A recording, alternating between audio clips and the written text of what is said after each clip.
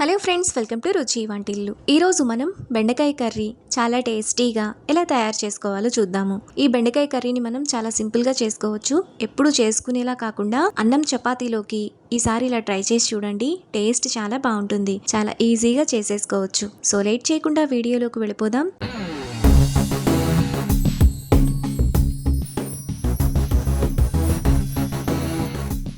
ముందుగా బెండకాయ కర్రీ చేసుకోవడానికి మిక్సీ జార్ తీసుకొని అందులో సన్నగా తరిగిన 2 ఉల్లిపాయలు, 3 జీడిపప్పు, చిన్న దాల్చిన చెక్క, 2 లవంగాలు వేసుకొని మెత్తటి పేస్ట్లా మిక్సీ వేసుకోవాలి. ఉల్లిపాయ పేస్ట్ను ఇలా వేసుకున్న తర్వాత పక్కన పెట్టుకోవాలి. ఇప్పుడు స్టవ్ మీద ప్యాన్ పెట్టుకొని అందులో 2 టేబుల్ స్పూన్లు ఆయిల్ వేసుకోవాలి.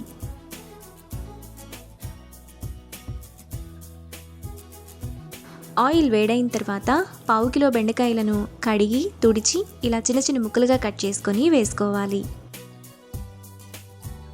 ఇప్పుడు బెండకాయను మీడియం ఫ్లేమ్లో 2-3 నిమిషాల పాటు బాగా ఫ్రై చేసుకోవాలి. బెండకాయ ముక్కలు ఇలా వేగిన తర్వాత వాటిని ప్లేట్లోకి తీసుకొని పక్కన పెట్టుకోవాలి. ఇప్పుడు ఇదే ఆయిల్లో 1/2 టీ స్పూన్ ఆవాలు, 1/2 టీ స్పూన్ జీలకర్ర వేసుకొని ఫ్రై చేసుకోవాలి. ఆవాలు చిటపట్లాడిన తర్వాత ఉల్లిపాయ పేస్ట్ వేసుకొని మీడియం ఫ్లేమ్లో బాగా ఫ్రై చేసుకోవాలి.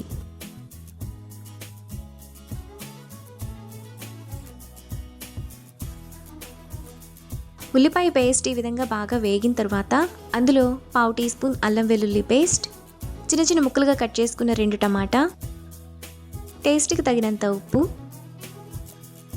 1/2 టీ స్పూన్ పసుపు, 1 టీ స్పూన్ కారం వేసుకొని ఒకసారి బాగా కలుపుకోవాలి. ఇలా కలుపుకున్న తర్వాత మూత పెట్టుకొని టమాటాను మధ్య మధ్యలో కలుపుతూ మెత్తగా మగ్గనివ్వాలి. టమాటా ఇలా మెత్తగా మగ్గిపోయిన తర్వాత ఒకసారి కలుపుకోవాలి. ఇలా కలుపుకున్న తర్వాత 1 కప్పు పెరుగు వేసుకోవాలి.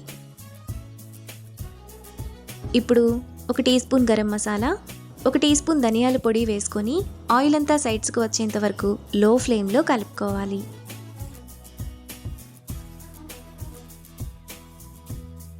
ఆయిల్ అంతా ఇలా సైడ్స్కి వచ్చినప్పుడు అందులో ముందుగా మనం ఫ్రై చేసుకున్న బెండకాయ ముక్కలు, 1 గ్లాసు నీళ్లు పోసుకొని ఒకసారి బాగా కలుపుకోవాలి. కర్రీ మీకు కొంచెం గట్టిగా అనిపిస్తే ఇంకొద్దిగా నీళ్లను పోసుకోవచ్చు. ఇలా కలుపుకున్న తర్వాత మూత పెట్టుకొని మధ్య మధ్యలో కలుపుతూ 10 నిమిషాల పాటు మీడియం ఫ్లేమ్లో ఉడకనివ్వాలి. 10 నిమిషాల తర్వాత కర్రీ మనకు ఈ విధంగా ఉడికిపోతుంది. ఇప్పుడు సన్నగా తరిగిన 1/2 కట్ట కొత్తిమీర తరుగు, 1 రెమ్మ కరివేపాకు వేసుకొని మరో నిమిషం పాటు లో ఫ్లేమ్లో కలుపుకోవాలి. 1 నిమిషం తర్వాత బెండకాయ కర్రీ మనకు చాలా టేస్టీగా రెడీ అయిపోతుంది. ఇప్పుడు ఈ కర్రీని బౌల్లోకి తీసుకొని రైస్ ఇంకా చపాతీతో సర్వ్ చేసుకుంటే ఎంతో టేస్టీగా సింపుల్గా చేసుకునే బెండకాయ కర్రీ రెడీ. ఈ రెసిపీని మీరు కూడా ట్రై చేసి మీకు టేస్ట్ ఎలా కుదిరిందో నాకు కామెంట్స్లో షేర్ చేయండి. ఈ వీడియో కనుక మీకు నచ్చినట్లయితే లైక్ చేసి, షేర్ చేసి, సబ్స్క్రైబ్ చేయండి.